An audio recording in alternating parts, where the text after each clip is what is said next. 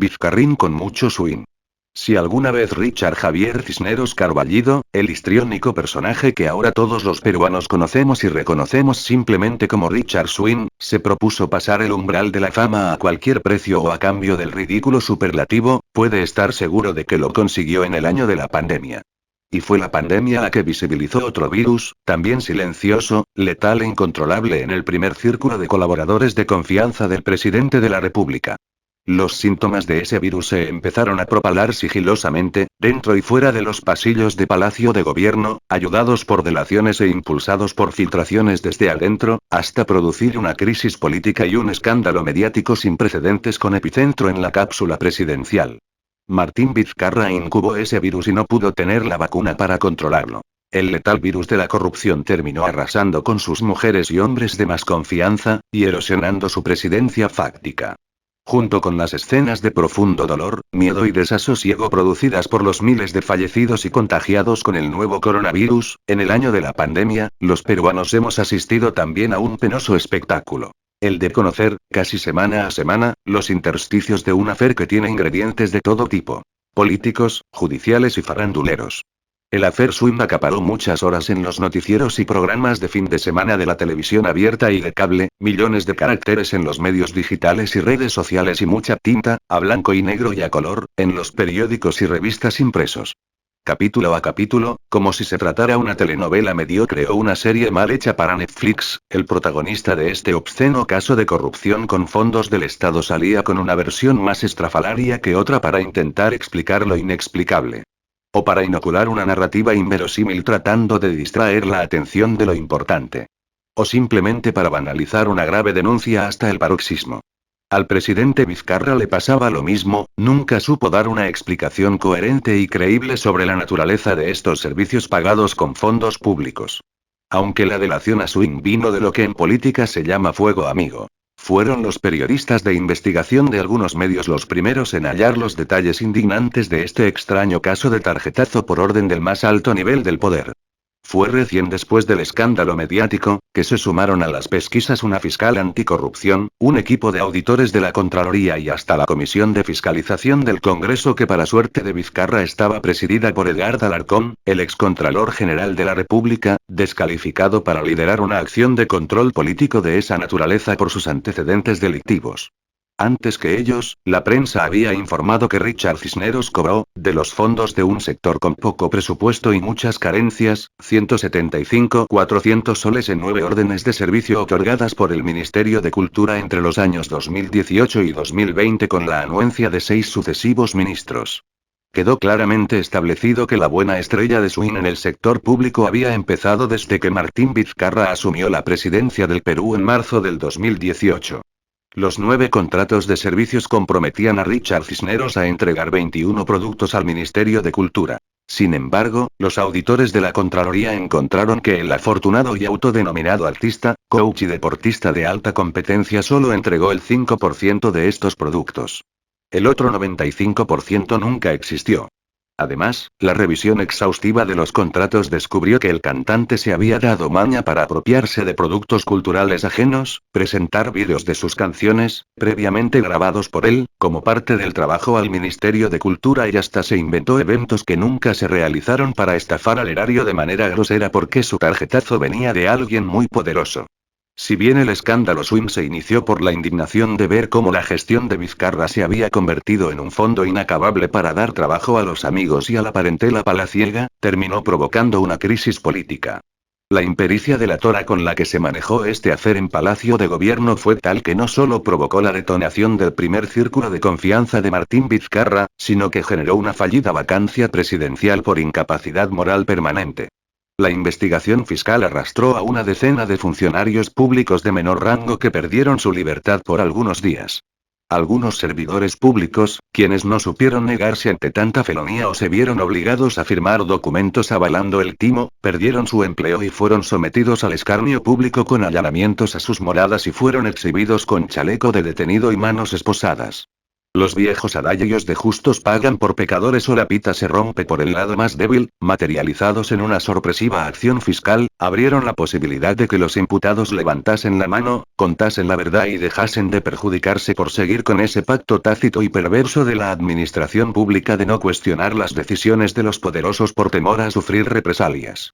La fiscal Hanni Sánchez Porturas Ganoza de Culoto, quien diligentemente investiga este escándalo, no solamente tiene confesiones sinceras de los trabajadores de carrera embarrados por las tropelías de Swin, sino también pedidos de funcionarios de más alto rango para acogerse a la legislación de colaboración con la justicia para decir la verdad a cambio de reducir sus penas. Un escenario que ni Swin ni su poderoso cómplice y protector imaginaron nunca, ni en sus peores noches de pesadilla. Por esas confesiones en la investigación preliminar de la fiscal Sánchez Porturas, ahora sabemos que Swin es un avezado personaje capaz de llegar al entorno más alto del poder de turno como sea, que no tiene miramiento alguno en mentir, apropiarse de propiedad intelectual ajena, sorprender a experimentados funcionarios públicos y saber enrollar a los más débiles y angurrientos para administrar secretos que lo conviertan en privilegiado, protegido o incluso intocable. Su poder emana de sus secretos, de sus diligentes servicios, de lo que hizo o sabe o comparte. De su complicidad, que puede convertirse en delación. Solo así se puede explicar por qué un personaje a altas características pudo ser contratado por 6 sucesivas gestiones en el Ministerio de Cultura. ¿Por qué su caso era un secreto de Estado en los pasillos de Palacio de Gobierno mientras Vizcarra era el inquilino mayor? Porque pertenecía al círculo exclusivo de personas que podían ingresar con teléfono celular a la cápsula presidencial, el lugar reservado única y exclusivamente para el presidente. Porque hay sospechas fundadas de que partidas secretas para la inteligencia policial terminaron en sus bolsillos a través de un hombre de confianza de Vizcarra. ¿Por qué se ordenó borrar miles de correos electrónicos del servidor del despacho presidencial para desaparecer las evidencias de sus ingresos subrepticios, negados pero reiterados a la oficina del jefe del Estado? Era tan importante resguardarlo para que el presidente citara a los principales colaboradores a su oficina en una reunión, de la que quedó un registro sonoro, donde se acordó cómo iban a engañar a la Fiscalía y al Congreso mintiendo para blindar a Swin y al presidente. Pudo ser tan importante como para desatar los celos y enconos de la incondicional Miriam Morales, apodada la Elena Iparraguirre del presidente Martín Vizcarra. Era verdad que Vizcarra lo conocía apenas desde la campaña electoral del 2016. ¿Qué hay detrás del extraño caso del Dr. Swin y el señor Vizcarra? El afer Swin está siendo investigado por el Ministerio Público y está descontado que terminará judicializado. Hay una serie de artículos del Código Penal que varios funcionarios públicos han violado flagrantemente, empezando por el expresidente Vizcarra. Y otros delitos que calzan en la actuación de Richard Cisneros, que no es funcionario público. Sin embargo, el cúmulo de interrogantes que flotan entre los ciudadanos no necesariamente son de interés de la justicia, pero su esclarecimiento podría explicar mejor un patrón de conducta del vacado expresidente fáctico. Una indagación pormenorizada en muchas fuentes, en Lima y Moquegua, nos han permitido reconstruir la relación siamesa entre Richard Cisneros y Martín Vizcarra. El inicio del swing. El abogado Freddy Manuel Valdivia recuerda que, en noviembre del año 2012, cuando era secretario general del gobierno regional de Moquegua, le llamó la atención el nombre de un artista en el paquete de cantantes que ofrecía el periodista Óscar Vázquez Segarra para el gran evento artístico que todos los años se organiza en Moquegua el 25 de noviembre, el Día de la Ciudad. Lo recuerda nítidamente porque su nombre artístico era inusual: Richard Swing. Valdivia dice que no se aceptó la propuesta de Vázquez de llevarlo ese año a Moquegua como cantante porque el género musical que ofrecía interpretar swing era criollo, mientras que sus paisanos siempre preferían las baladas del recuerdo para el espectáculo central por el Día de la Ciudad. Ese año, el 2012, los más solicitados fueron los imitadores de los mexicanos José José y Juan Gabriel del exitoso programa de Latina Yo Soy, quienes fueron aplaudidos efusivamente en la plaza principal de Moquegua. Valdivia afirma que para el presidente regional Martín Vizcarra era muy importante el éxito de este show, porque de la calidad del espectáculo que organizaran dependía el cariño o simpatías que le granjeaban sus paisanos. El mismo Vizcarra le había dado la instrucción de que todo lo coordinara con Óscar Vázquez, el periodista moqueguano residente en Lima que, años más tarde, se convertiría en uno de los pocos integrantes de la muralla moqueguana, una suerte de guardia pretoriana de Vizcarra en la presidencia de la República. Pero que desde aquella época formaba parte de su primer círculo de confianza, aún viviendo en Lima. Freddy Valdivia nunca más volvió a saber de Swing porque al poco tiempo dejó de trabajar en el gobierno regional de Moquegua. Tuvieron que pasar 8 años para que Valdivia escuchara nuevamente ese peculiar nombre artístico, esta vez no en una propuesta de espectáculo, sino como protagonista de una trama rara que involucraba a su ex jefe Vizcarra y al hombre de confianza de este que hacía 8 años fungía de manager de cantantes e imitadores, además de entusiasta defensor radial de Vizcarra. Valdivia colige que Vizcarra conoció a Swing a través de Óscar Vázquez, un exlocutor de radio que se fue ganando poco a poco la confianza de Martín Vizcarra, dando muestras de su lealtad durante los 4 años de su gobierno en la región. Vázquez tenía un espacio reservado de lunes a viernes en Radio Americana, la emisora radial de mayor sintonía en la zona, para dar opiniones de coyuntura política regional. Obviamente, siempre sus comentarios eran elogiosos para el gobierno que presidía Vizcarra. No solo defendía su gestión, también atacaba a sus eventuales detractores, de ser necesario. Las loas radiales diarias de Óscar Vázquez no eran gratuitas. Todos los meses se le hacía llegar hasta Lima un sobre con 2.000 soles en efectivo. Fue la única condición que puso, recuerda Valdivia, cuando trae a colación el papel de este enigmático narrador de fútbol radial, editor de vídeo en un canal de señal abierta en Lima y esporádico columnista, que en el año de la pandemia terminó enmarrocado por el afer de su amigo Richard Swing, pocos meses después de someterse a una operación de alto riesgo al corazón, a pecho abierto, que casi le cuesta la vida. Vázquez acompañó a Martín Vizcarra en la campaña electoral del 2016 cuando el expresidente regional se convirtió en jefe de campaña del partido PPK en la segunda vuelta disputada con el fujimorismo. Los testimonios de los que participaron activamente en la campaña de PPK coinciden en señalar que, siendo anecdótica la presencia de Swing en la segunda parte de la campaña, esta solo fue posible porque Vizcarra lo llevó e insistió para que cantara en los mítines finales. Ha quedado registrado para la posteridad la intervención menor de Richard Swing en los últimos actos proselitistas de Pedro Pablo Kuczynski, especialmente en Arequipa.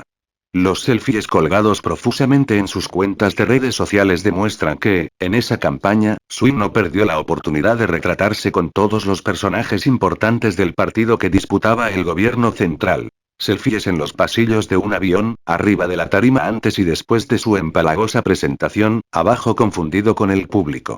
El autoproclamado doctor honoris causa sic, no perdía la menor oportunidad de acumular retratos que, pensaría, después iba a mal utilizar. Como, de hecho, lo hizo. César Caro Jiménez, un experimentado sociólogo, periodista y analista político, que fue parte del equipo de asesores de Martín Vizcarra en el gobierno regional de Moquegua y en los primeros meses de su gestión como primer vicepresidente, recuerda un encuentro casual con Richard Swing y Óscar Vázquez. Sucedió una noche de junio del 2016, cuando Peruanos por el Cambio ya era el partido electo. Caro regresaba caminando al hostal donde se hospedaba en Lima por esos días, previos a la toma de mando del gobierno de PPK, a la altura del centro comercial Riso, en Lince, vio a un atribulado Óscar Vázquez, al que conocía y era su paisano, amigo y colega, en compañía de un personaje que le llamó la atención por su cabello teñido, su vestir andrógeno y sus movimientos de manos. Nunca antes lo había visto con su amigo. Ambos, Vázquez y el extraño acompañante, se detuvieron frente a Caro y el locutor se lo presentó simplemente como Richard. Vázquez le confesó a Caro que esa noche iban a hacerle un homenaje a Martín Vizcarra por su elección como primer vicepresidente, con peña criolla y entrega de recuerdos. Que el personaje que acababa de presentarlo era uno de los cantantes del espectáculo. Lo invitó a quedarse porque le dijo que al rato llegaba Martín Vizcarra. Le enseñó unos diplomas que, supuestamente, se iban a entregar a los asistentes firmados por Vizcarra. Caro dice que no se quedó para el show ni para confirmar si Vizcarra llegaba o no. Sí le llamó la atención no solo el acompañante de su amigo Óscar, sino el evento mismo, organizado para agasajar a una autoridad electa con diplomas y recuerdos de por medio. Cuando Swing salió a la palestra, descubiertos sus contratos, la prensa de investigación pudo reconstruir eventos parecidos al que César Caro se encontró por casualidad. El programa dominical Punto Final de Latina reconstruyó otra actividad similar, organizada por Richard Swing y Óscar Vázquez, en las fiestas patrias del 2016 a pocas horas que Vizcarra jurara como primer vicepresidente. Se llamó Serenata al Perú con Richard Swing y se anunciaba como invitado de honor a Martín Vizcarra, además de alardear que, supuestamente, todo lo recaudado en el espectáculo iría a favor de los niños enfermos de cáncer en extrema pobreza. El local era el MK Rumba en el 1746 de la avenida Arenales en Lince, el mismo al que César Caro vio ingresar a Swing y Vázquez unas semanas antes. Al igual que el anterior, se ofrecían a los participantes diplomas firmados por Vizcarra. El reportaje de Punto Final presentó el testimonio de Yamandú Blaca, director de la orquesta Callao Salsa, que esa noche animaba el show organizado por Swing. Se les prometió la presencia de Vizcarra, pero este nunca llegó. Sí se les entregó un diploma firmado por Swing y supuestamente por el entonces primer vicepresidente. La versión oficial del despacho presidencial para ese reportaje fue que Vizcarra nunca había firmado certificado alguno para este tipo de espectáculos, pero no se pronunció sobre la participación del asesor presidencial Óscar Vázquez en las raras actividades de Swing en el 2016. El portal digital de periodismo de investigación El Foco consiguió el diploma en original y lo sometió a un peritaje grafotécnico con el experto Augusto Arbaiza Ramírez, quien concluyó que la firma no era de Vizcarra sino de Óscar Vázquez. Este tipo de eventos inusuales, que pueden constituir la comisión de delitos como tráfico de influencias y contra la fe pública, refuerzan la teoría de la pretérita amistad o sociedad de Vázquez con Richard Cisneros. Y que también ha sido Vázquez el que ha presentado a Cisneros con Martín Vizcarra por lo menos desde el 2012, año en que Vázquez lo ofrecía como artista para la gala de Moquegua. Swing y Vázquez se conocieron cuando el periodista fungía de representante o manager de imitadores y cantantes que buscaban presentaciones en provincias. Richard en Palacio una vez en el gobierno del partido Peruanos por el Cambio, nadie recuerda haber visto a Richard Swing merodeando por Palacio de Gobierno mientras Kuczynski fue presidente. Sin embargo, exhaustivas revisiones periodísticas a los portales de transparencia del Ministerio de Transportes y Comunicaciones han encontrado visitas del personaje al entonces ministro Vizcarra. Todo indica que ha sido una relación propiciada por Óscar Vázquez e iniciada cuando Vizcarra era presidente regional, continuada en campaña con cierta participación del personaje, pero afianzada desde el 2016 en adelante. El mismo Salvador del Solar ha recordado que, cuando era ministro de Cultura, en el año 2017, Vizcarra en su condición de primer vicepresidente le pidió que atendiera a Swing para que le explicara probablemente sus exóticas ideas de inútiles servicios que, finalmente, las materializó después que Vizcarra se ciñera a la banda presidencial. Del Solar ha explicado a la prensa que lo atendió por breves minutos y le recomendó que estuviera atento a las convocatorias del Ministerio de Cultura, para que postulara a ellas. Por supuesto, Swing nunca se presentó a trabajos meritocráticos. Estaba esperando el momento oportuno del tarjetazo. Otro signo inequívoco de la relación fluida que tenía Vizcarra con Swing es el grado de confianza que había logrado con su secretaria personal Karen Roca Luque, la mujer incondicional de Vizcarra hasta que llegó Miriam Morales. Hay una escena relatada por uno de los asesores más cercanos de Vizcarra que describe el poder que había llegado a tener Swing con el presidente de la República. Y que, todo indica, es la génesis de las delaciones y puñaladas en el primer círculo de confianza de Vizcarra, que terminaron con los latrocinios de Swing, con los asesores presidenciales y, finalmente, incubaron la vacancia del presidente fáctico. Todo se inició con fuego amigo, con un mortero para ablandarlo. Pero terminó siendo un misil que terminó con todos. Esta trama, que parece el desenlace de una telenovela venezolana con guionista alucinado, empezó el lunes 18 de mayo cuando Ricardo Cisneros, con esa seguridad que le daba ser el directo amigo del presidente, visitaba en su despacho a la ministra de Cultura Sonia Guillén Oneglio. Recuerda una asesora de la ministra que ella estaba preocupada porque, a más de 2 meses de haberse iniciado el confinamiento obligatorio, el MED no le aprobaba su plan de apoyo y subsidio a las industrias culturales tan afectadas en las primeras semanas de la pandemia. Las críticas que recibía la ministra Guillén por esta aparente pasividad en reaccionar frente al cierre total de las actividades culturales eran intensas y cada vez más subidas de tono en medios y en los círculos de las industrias culturales. Ella estaba preocupada.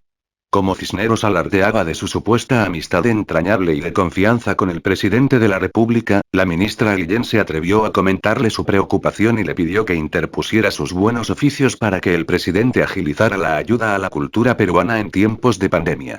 Hizo referencia a su condición de artista y compositor.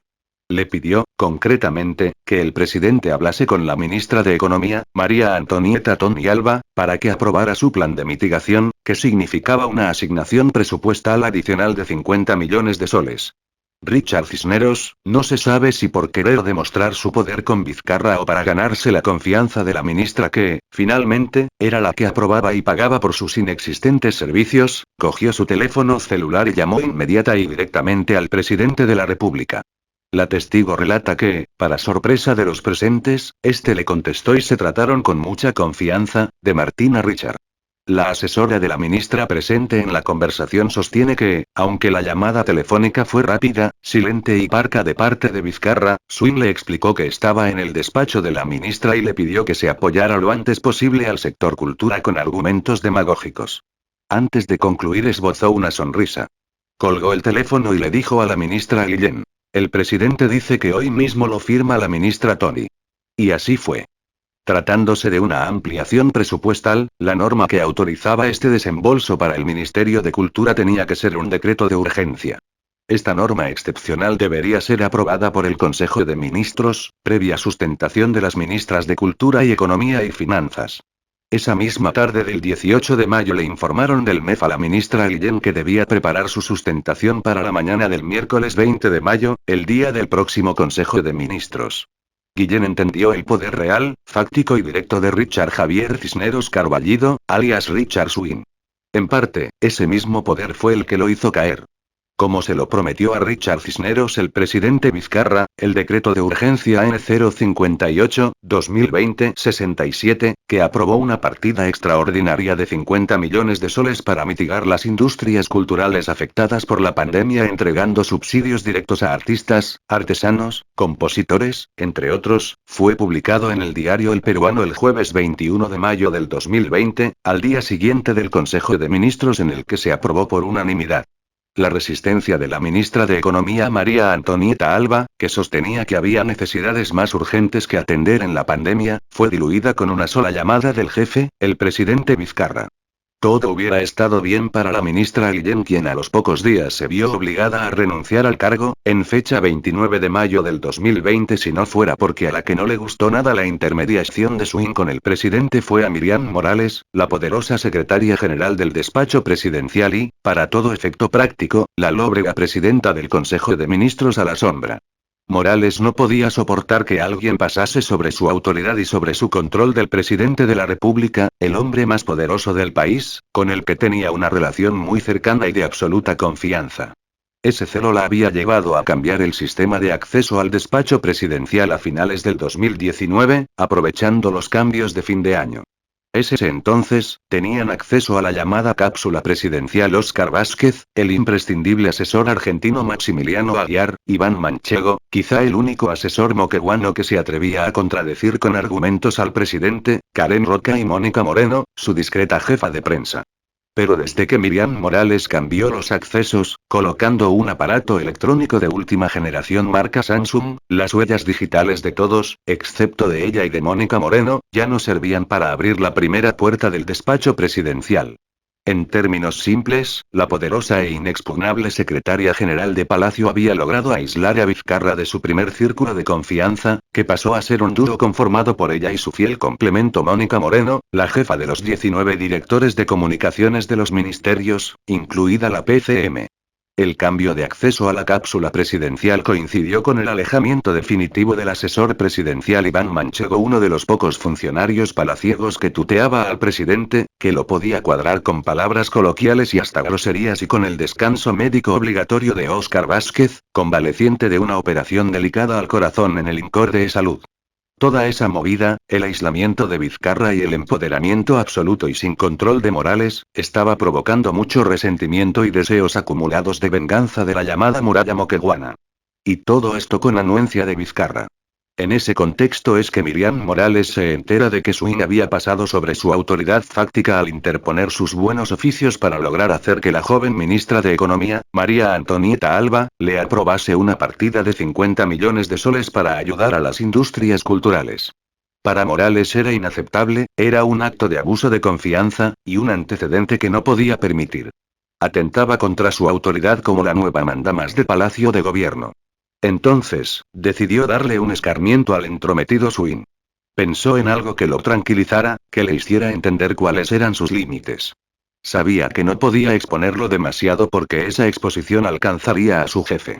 Hacerlo bailar, por un momento, al swing que ella tocaba era suficiente. Hacerle saber que la que cortaba el jamón en el entorno presidencial era ella y nadie más.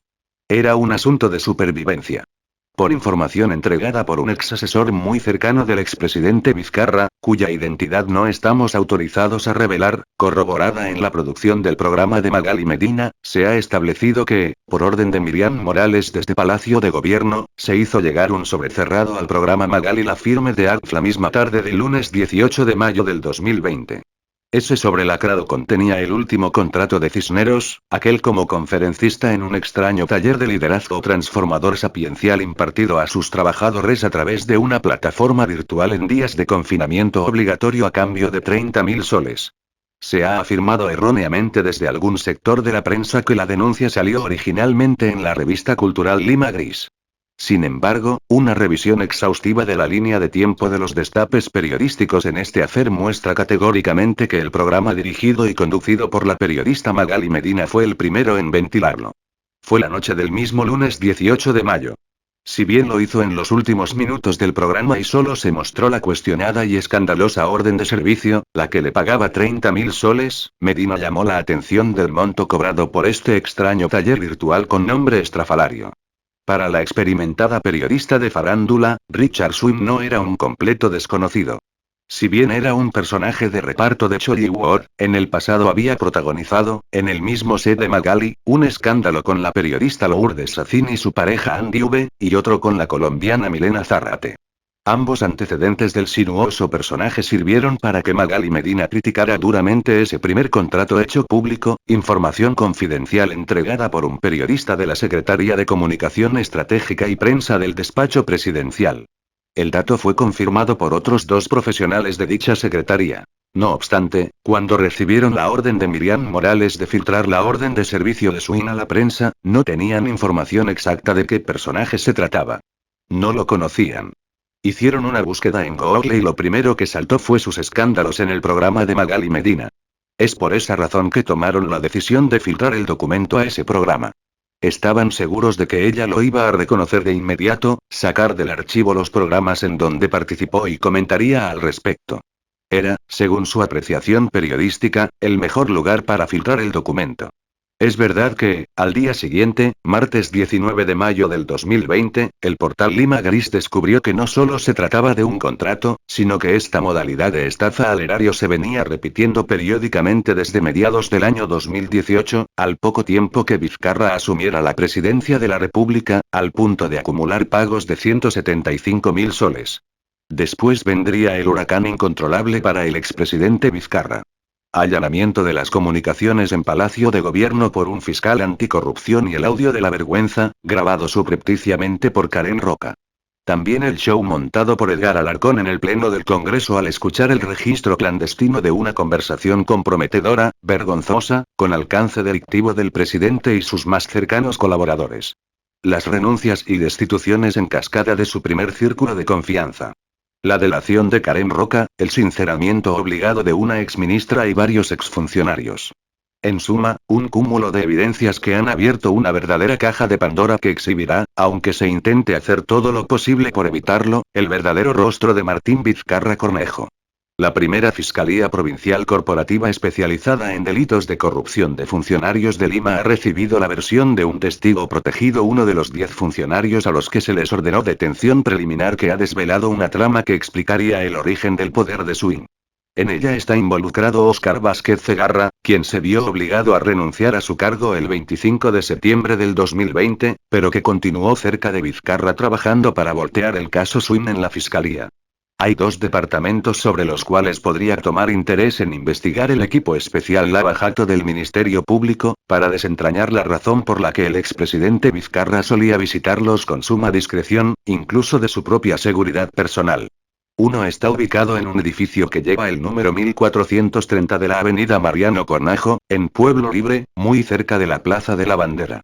Y el segundo es un departamento que está en un edificio de reciente construcción cerca de la sede del Ministerio de Transportes, en la zona fronteriza entre Lima Cercado y Breña, comprado por Óscar Vázquez Cegarra a nombre de su hermana de madre Ruth Marlene Ceballos Cegarra, donde ahora él vive con su nueva pareja, la joven abogada María Lourdes Rojas Aguilar. Un equipo periodístico de un canal de televisión sorprendió a Óscar Vázquez saliendo de uno de los estacionamientos del edificio. Entonces, visiblemente nervioso, no supo qué contestar ante las preguntas del reportero. La trama se complica porque el testigo protegido le ha dicho a la fiscal Hanny Sánchez Porturas que, después que se anularan los contratos de Richard Cisneros con el Ministerio de Cultura, Óscar Vázquez le ha seguido entregando dinero a través de dos cuentas bancarias, una del Banco de Crédito y otra del Interbank.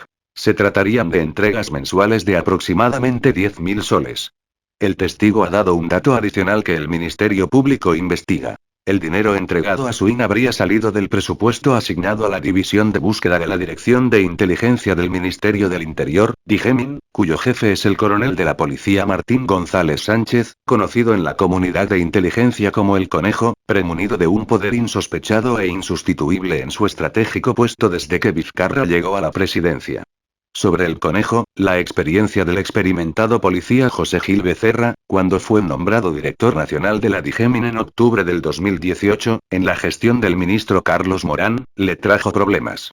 Gil, conocedor de las perversidades que puede generar el entornillamiento de un oficial de inteligencia en un solo puesto, decidió cambiar al coronel Martín González Sánchez, a pesar de que éste le dio a entender que tenía un padrino de altísimo nivel que no permitiría que lo movieran de su puesto. José Gil Becerra lo llamó y le informó que estaba cambiado. Recuerda que no pasaron ni 30 minutos después de conversar con el Conejo cuando sonó su teléfono celular con una llamada del ministro, su amigo Carlos Morán. El ministro del Interior le dijo que no podía cambiar a González Sánchez, que tenía órdenes del más alto nivel para que se quedara en su puesto. Gil recuerda que con mucha tranquilidad y con la confianza que le tiene a Morán le dijo que él no tenía una pelotita roja en la nariz y que su renuncia era inmediata. Que en los siguientes minutos la iba a formalizar a través de una carta sin poner el motivo, solo por motivos personales.